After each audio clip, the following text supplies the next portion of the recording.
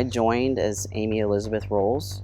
I was female when I joined the military in 2015. Staff Sergeant William Allen Rolls is one of over 15,000 transgender people believed to be serving in the United States military. I'm a UH-60 Alpha Lima Mike instructor. Right now I'm teaching the students here at Fort Eustis. Is this your office? This is pretty much my office. According to research conducted by the Williams Institute, transgender men and women make up less than 1% of the armed forces. Yet, 21% of transgender people have served, a higher percentage than most demographics. There's just a lot of understanding of the perspective of the underdog and understanding struggle that comes with being trans, and I think that lends itself towards service. Leanne Withrow is the director for SPARTA, a national advocacy organization for transgender military members that formed following the repeal of Don't Ask, Don't Tell. All of a sudden, everybody says, oh, you can be LGBT in the military.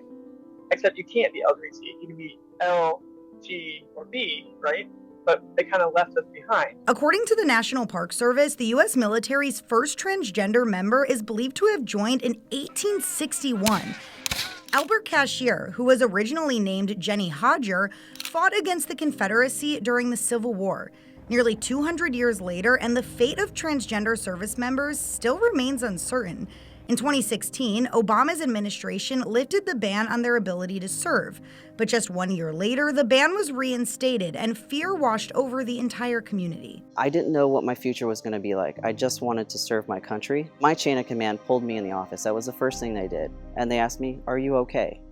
That meant the world to me. It wasn't until just 2 years ago that the ban was lifted once again, allowing transgender people to serve openly for now. What happens when the next administration comes in and maybe there's another ban in place? What happens? You know, that's the fear that we always live in. A fear Sergeant Allen Rolls says he is able to live with due to the support from his fellow soldiers.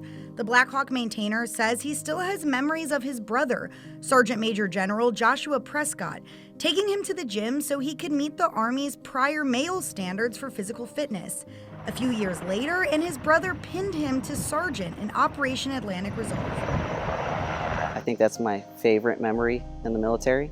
That moment coming only after hours of interviews and loads of paperwork to be officially considered male by the U.S. Army. How hard is it to get that gender marker changed in the military? It's hard. Multiple letters from mental health professionals, a treatment plan that's signed and approved, your new birth certificate. But now, Sergeant Allen Rolls is able to serve openly and authentically, something he says only improves his ability to serve the United States and keep all of us safe. When something's hindering you mentally, you're not able to focus on the mission.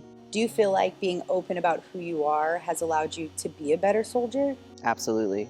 I feel like I've changed a lot of minds and the perception of transgender soldiers. I hope I inspire someone to say, oh, okay, it's time for me to join the military.